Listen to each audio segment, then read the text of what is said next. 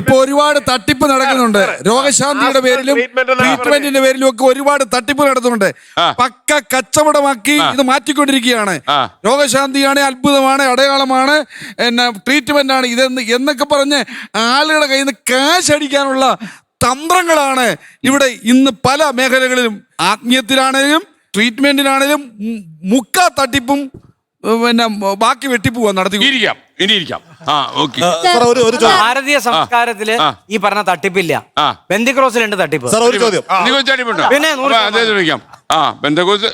ആയിക്കോട്ടെ, ഞാൻ അടുത്തിരിക്കും. അതിനകത്താണ് ഇതാണ് ഈ ചീത്തപ്പേര് ഭാരതീയ സംസ്കാരം എന്ന് പറഞ്ഞാൽ സനാതന ധർമ്മം. ഭാരതീയ ചിന്തയിൽ 9 ചിന്തകളുള്ളത്.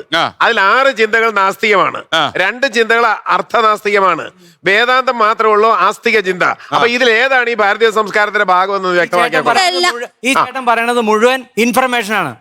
ഭാരതീയ സംസ്കാരം എന്ന് പറയുന്നത് ചരിത്രവും ആചാരവും അനുസരിച്ച് ജീവിക്കുമ്പോ അതിനൊരു ദർശനം ഉണ്ടാവും. ഈ ചേട്ടന് ദർശനം കിട്ടി. ആ ദർശനമാ പറഞ്ഞത്. ഈ ചേട്ടന് ദർശനം കിട്ടിയ